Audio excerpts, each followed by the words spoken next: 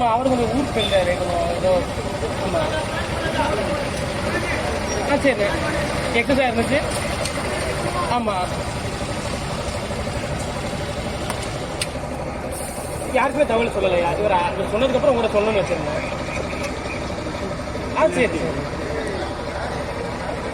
சரி. ஆமாம்.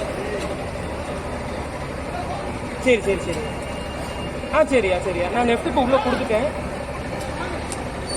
சரி. போட்டுருங்கய்யா. சரியா. சரியா சரி. சரியா. சரி.